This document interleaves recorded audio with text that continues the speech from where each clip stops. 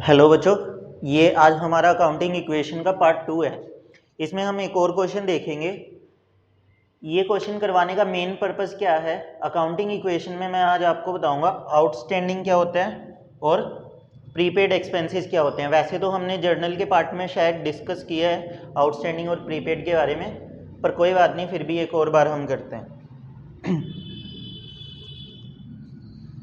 Accounting equation का format आप सबको पता है। यहाँ पर सीरियल नंबर आ जाएगा, ठीक है। यहाँ पर हमारी ट्रांजैक्शंस आ जाएंगी,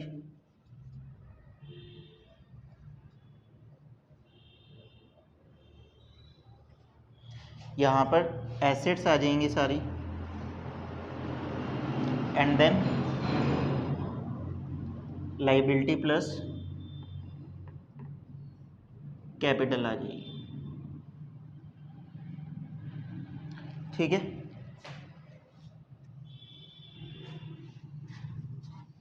अब सबसे पहले मैं ओवरऑल ने एक क्वेश्चन देख लेता हूँ। देखो, मनोज ने बिजनेस शुरू किया, कैश भी है, गुड्स भी है, बिल्डिंग भी है।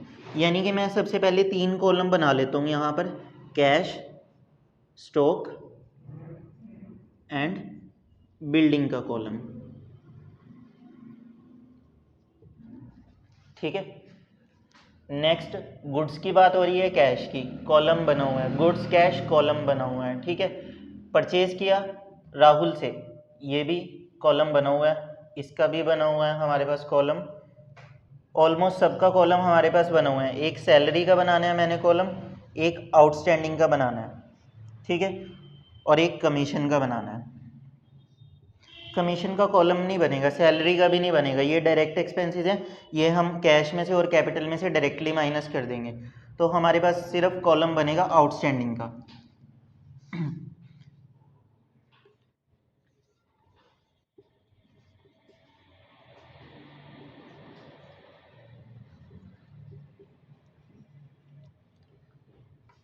चलो देखते हैं।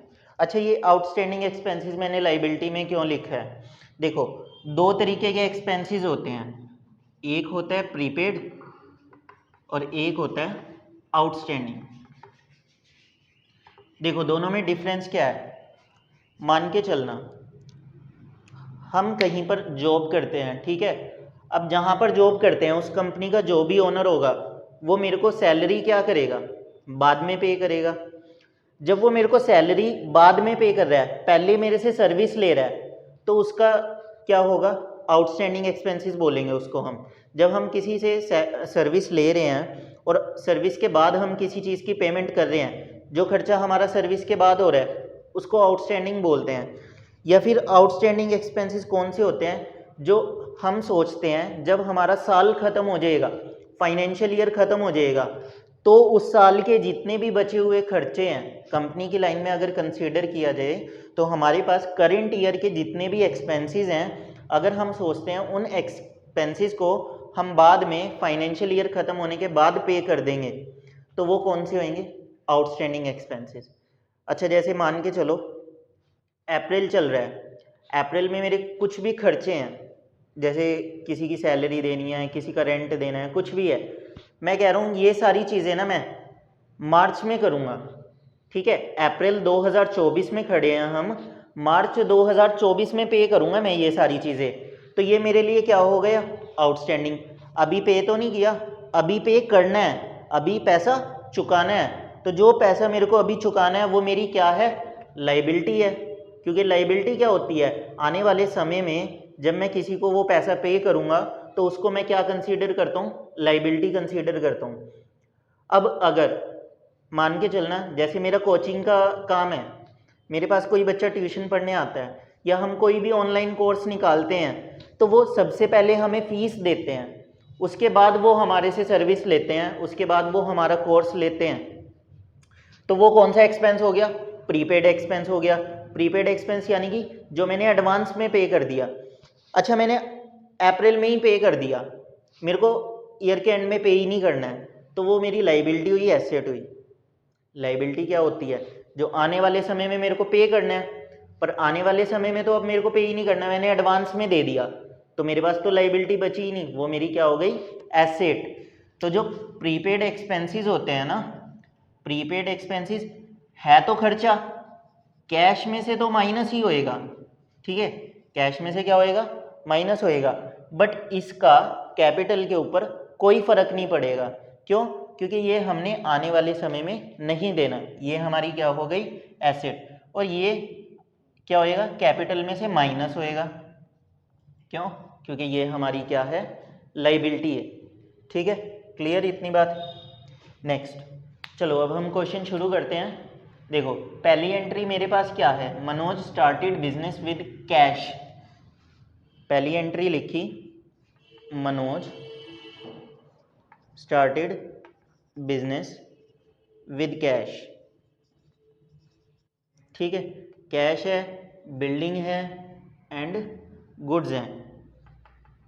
ठीक है, देखो कैश कितना है, 2,30,000। स्टॉक कितना है मेरे पास, 1,00,000 का। बिल्डिंग कितने की है, 2,00,000 की। अब देखो जब इस मनोज ने बिजनेस को शुरू किया, बिजनेस को शुरू करने में इसने 2,30,000 रुपये तो कैश ही लगा दिया, 1,00,000 रुपये का माल डाल लिया, 2,00,000 रुपये की उसने क्या कर ली, बिल्डिंग परचेज कर ली। टोटल इन्वेस्टमेंट कितने की होगी, 2 और 1 3, 3 और 2 5, 5,30,000 रुपये उसने टोटल इन्वेस्ट कर दिया। तो कैपिटल में मेरा कितना अमाउंट आ जाएगा, 5,30,000 का। क्लियर? नेक्स्ट इक्वेशन मेरे पास क्या बनेगी, ही sold goods for cash costing 20,000। 20,000 वाला सामान बेचा इसने, ही सोल्ड गुड्स कॉस्टिंग 20,000। कितने वाला माल बेचा, 20,000 का। तो स्टॉक में से कितना माइनस हो गया, 20,000। ठीक है, कितने में बेचा, 35,000 में। टोटल कितना पैसा आ गया मेरे पास, 35,000 कैश आ गया। तो मैं इस 35,000 को कैश में क्या कर दूंगा, प्लस कर दूंगा। अब देखो 20 वाला कितने में बेचा, 35 में। प्रॉफिट कितने का हुआ, 15,000 का। प्रॉफिट और लॉसेस का इफेक्ट मेरा डायरेक्टली किस पे पड़ता है, कैपिटल पे। तो 15,000 का प्रॉफिट में क्या कर दूंगा, कैपिटल में प्लस कर दूंगा। नेक्स्ट एंट्री मेरे पास क्या है, ही परचेज गुड्स फ्रॉम राहुल 55,000। 55,000 का सामान खरीदा। 55,000 का जब सामान खरीदा, ही परचेज गुड्स फ्रॉम राहुल। जब इसने 55,000 का सामान खरीदा तो कैश तो मेरे पास से गया ही है, पर बदले में मेरे पास क्या आया, सामान। तो स्टॉक में 55,000 प्लस और कैश में 55,000 माइनस। उसके बाद he sold goods to Arun costing 52,000 और बेचा कितने का, 60,000 का। अब उसने अरुण को सामान बेचा कितने का, 52,000 का, और कितने में बेचा, 60,000 का। तो जब 52,000 का 60,000 में बेच दिया, प्रॉफिट कितने का हुआ, 8,000 का। 8,000 का प्रॉफिट में क्या कर लेता हूँ, कैपिटल में प्लस कर लिया। ठीक है, अब 60,000 का बेचा, पर लेकिन इसने क्या बोला है, कैश पर नहीं बेचा। तो मैं किसका कॉलम बनाऊंगा यहाँ पर, डेटर्स का। क्यों? क्योंकि मैंने उधार पर बेचा है। तो डेटर्स का कॉलम बना लिया। डेटर्स के कॉलम में मैंने कितने पैसे लेने हैं, 60,000 लेने हैं इससे। और कितने का बेचा है, 52,000 वाला। 52,000 स्टॉक में से माइनस हो जाएगा। ठीक है, एंट्री मेरे पास क्या आ गई, he sold goods to Arun.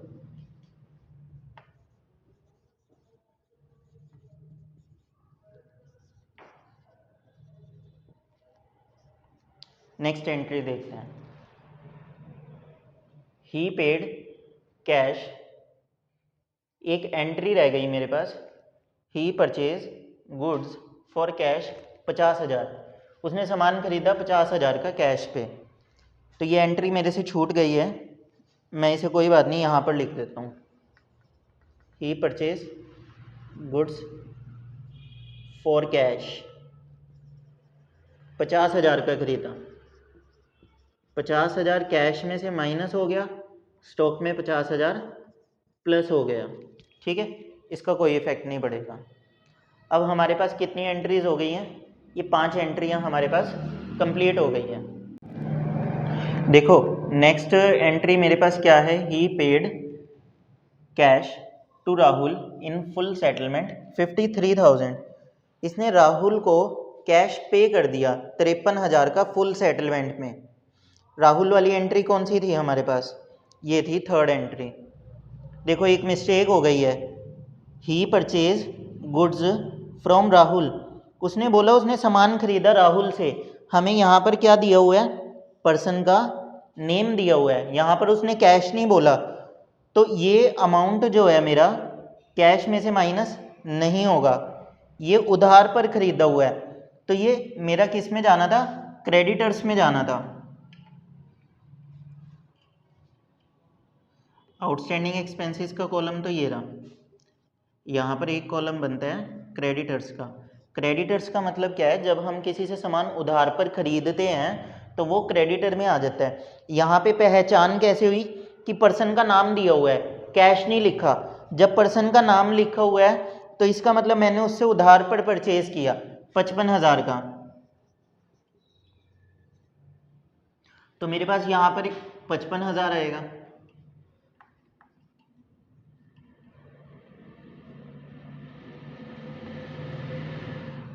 Clear? अब देखो राहुल को उसने कैश कितना पे किया, 53,000। सामान कितने का था, 55,000 का। ये सामान हमने परचेज किया हुआ था ना, परचेज 55 का था, दे कितना दिया, 53,000। तो मेरे पास कैश में से कितना माइनस होएगा, 53,000, ठीक है। अब उसने बोला फुल सेटलमेंट। फुल सेटलमेंट का मतलब क्या होता है कि भाई मैंने तेरे 55,000 रुपये देने थे, तू 53,000 रुपये मेरे से पकड़ ले और हिसाब को ख़त्म कर दे, नक्की कर दे हिसाब, ना 55,000 बचे ना 60,000, मैं तेरे को 53,000 दे रहा हूँ, जितना मर्जी पैसा बचा था, पर अब हमारा हिसाब क्लियर है, सेटलमेंट होगी।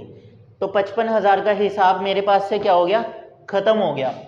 तो 55 के 55 क्या हो जाएंगे, माइनस। अब देखो देने 55 थे, दिए कितने, 53, 53 में सेटलमेंट होगी, 2,000 का मुझे क्या हो गया, प्रॉफिट हो गया। 2,000 मेरा किस में प्लस हो जाएगा, कैपिटल में। यहाँ पर एंट्री का नाम क्या बनेगा, सेम नाम आ जाता है, he paid cash to Rahul in settlement, paid cash to Rahul. Next entry मेरे पास क्या है, पेड सैलरी 20,000।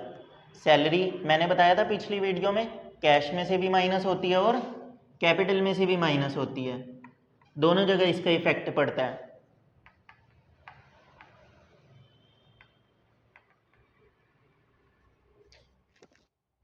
नेक्स्ट क्या है, receive cash from Arun in full settlement 59,000।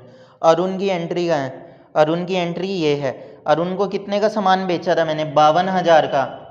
कितने में बेचा था, 60,000 में, यानी कि मैंने उससे कितना पैसा लेना है, 60,000, पर वो मेरे को दे कितना रहा है, 59,000। 59,000 तो कैश में प्लस हो गया, पर वो कह रहा है 59,000 में सेटलमेंट कर लेते हैं, ख़त्म कर देते हैं हिसाब। तो मेरे पास आया तो 59 है, तो मैं कैश में तो 59 ही लिखूंगा, पर मेरा 60,000 वाला हिसाब ख़त्म हो गया, तो मैं इसमें से 60,000 माइनस कर दूंगा। पर लेकिन इसमें मेरे को 1,000 का नुकसान हो गया है ना, वो नुकसान मेरा कहाँ से माइनस होएगा, कैपिटल में से माइनस हो जाएगा। क्लियर? यहाँ पर क्या लिखूंगा, receive cash from Arun.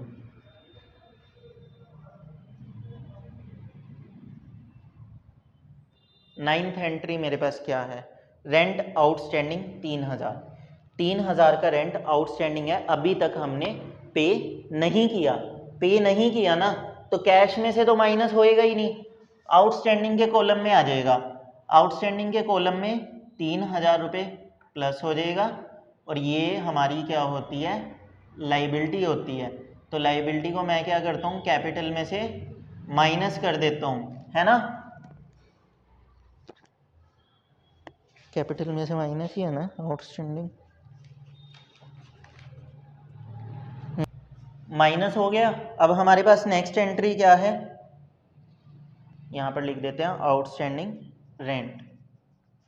Next entry मेरे पास क्या है, commission receive by him, commission receive की 13,000 की, कमीशन रिसीव, ऑब्वियसली बात है हमने कैश में ही रिसीव की होगी, तो 13,000 कैश में क्या हो गया, प्लस हो गया, और कमीशन का इफेक्ट हमारा डायरेक्टली कैपिटल पे भी पड़ता है, तो 13,000 कैपिटल में क्या हो गया, प्लस हो गया।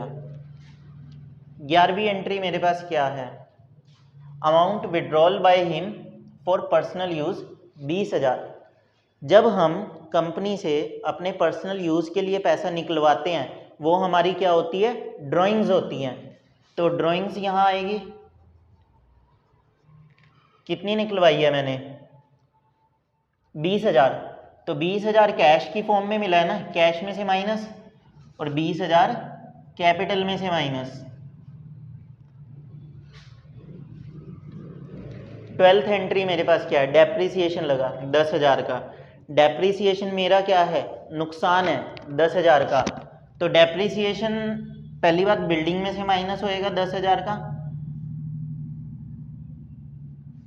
और लॉस है तो ये मेरा कैपिटल में से भी माइनस होगा, ठीक है।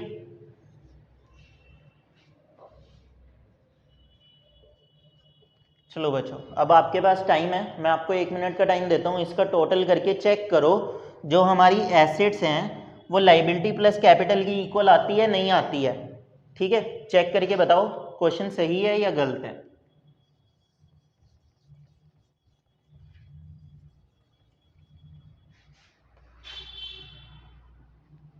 देखते हैं, कैश का टोटल आएगा हमारे पास कितना, देखो बच्चों इसका टोटल 1,94,000 आ रहा है मेरे पास, इसका टोटल मेरे पास 1,33,000 आ रहा है, और इसका टोटल 1,90,000 आ रहा है, और इसका टोटल 0, ठीक है, और ये भी ख़त्म हो गया मेरे पास।